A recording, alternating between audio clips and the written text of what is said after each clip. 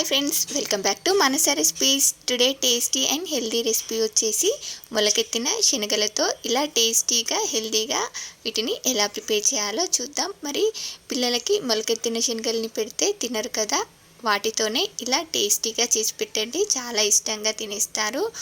మరి వీటిని weight loss అవ్వాలనుకున్న వారికి కూడా ఇవి బ్రేక్ఫాస్ట్లోకి ఇలా తీసుకుంటే చాలా బాగుంటాయి. చూడండి, వీటిని ఇలా టేస్టీగా చేసుకుంటే చట్నీ కానీ సైడ్కి ఏం అవసరం లేకుండానే ఇలానే తినేయచ్చు, చాలా టేస్టీగా ఉంటాయి. మీరు కావాలంటే ఇలా పెరుగులో డిప్ చేసి తీసుకున్నా కూడా సూపర్ టేస్టీగా ఉంటాయి.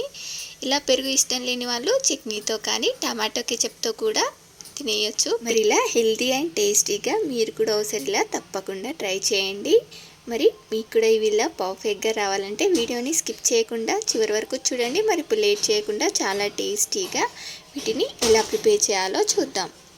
ఇప్పుడు వీటిని చేసుకోవడానికి నేను ఇక్కడ ఇలా చూడండి, ఇలా మొలకెత్తిన శనగలని ఇలా 1 కప్పు వరకు మొలకెత్తిన శనగలని తీసుకుంటున్నాను. చూడండి, ఇప్పుడు వీటిని ఇలా ఒక మిక్సీ జార్లో వేసుకొని దీనిలోకి నేను 1 అరకప్పు బియ్యంని ఇలా నానబెట్టుకొని తీసుకుంటున్నాను. ఇలా 1 కప్పు మొలకెత్తిన శనగలకి అరకప్పు బియ్యం లేదా 1 కప్పు వరకైనా తీసుకోవచ్చు.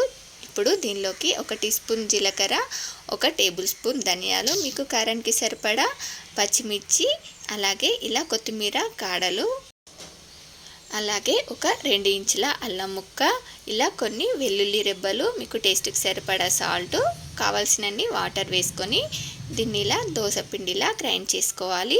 చూడండి, ఇప్పుడు దీనిలోకి ఇలా 1 క్యారెట్ని తురుముకొని వేసుకున్నాను. 1 పెద్ద పిడికెడు ఆనియన్స్ని, అంటే 1 పెద్ద ఆనియన్ని ఇలా కట్ చేసుకొని వేసుకున్నాను. అలాగే సన్నగా కట్ చేసిన కరివేపాకు, కొత్తిమీరాకు వేసుకొని వీటన్నిటిని కూడా ఇలా బాగా మిక్స్ చేసుకోవాలి. కొంతమంది పిల్లలు ఆనియన్స్ కానీ క్యారెట్స్ కానీ వేస్తే తినరు, అలాంటి వాళ్ళకి చక్కగా పిండితోనే డైరెక్ట్గా దోశలు కూడా వేసేయచ్చు. దీన్నంతా ఇలా మిక్స్ చేసుకున్న తర్వాత టేస్ట్ సాల్ట్ని కానీ కారంని కానీ యాడ్ చేసుకోవచ్చు. చూడండి, ఇప్పుడు ఇలా ఒక బౌల్లోకి ఆవాలు, 1/2 టీ స్పూన్ ఆవాలు, 1/2 టీ స్పూన్ జీలకర్ర, 1 టీ స్పూన్ నువ్వులని వేసుకొని వీటిని ఇలా మిక్స్ చేసి రెడీగా పక్కన పెట్టుకోండి.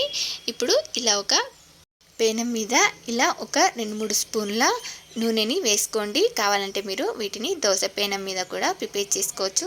వీటిని చేసుకోవడానికి ఆయిల్ కూడా ఎక్కువగా ఏమీ పట్టదు, మొదటగా కాబట్టి ఇలా ఆయిల్ కొంచెం ఎక్కువగా వేసుకున్నాను. ఇప్పుడు దీనిపై మనం ఇలా మిక్స్ చేసి పెట్టుకున్న పోపు గింజల్ని వేసుకొని దీనిపై ఇలా 1 గరిటెడు పిండిని వేసుకొని ఇలా స్ప్రెడ్ చేసుకోవాలి. లైట్గా ఇలా స్ప్రెడ్ చేసుకుంటే సరిపోతుంది. ఇప్పుడు దీనిపై మూత పెట్టి ఇది ఇలా కొంచెం పైన పిండిలా లేకుండా ఇలా ఉడికేంత వరకు ఉడికించుకోవాలి. మంటని మీడియం ఫ్లేమ్లో పెట్టి దీన్ని చేసుకోవాలి. చూడండి, ఓవైపు కాలిన తర్వాత మరోవైపుకి తిప్పి వేసేసుకోవడమే. చూడండి, ఇలా 2 వైపులా కూడా కాల్చుకొని తీసేసుకోవడమే. మనకు చాలా టేస్టీగా హెల్తీగా ఇలా మొలకెత్తిన శనగలతో అందరూ ఇష్టపడేలా ఇలా టేస్టీగా చేసి పెట్టండి, చాలా ఇష్టంగా తినేస్తారు. ఇలాగే మిగతా వాటన్నిటిని కూడా చేసేసుకొని ఇలా ఈజీగా చేసేసుకొని తీసేసుకోవడమే.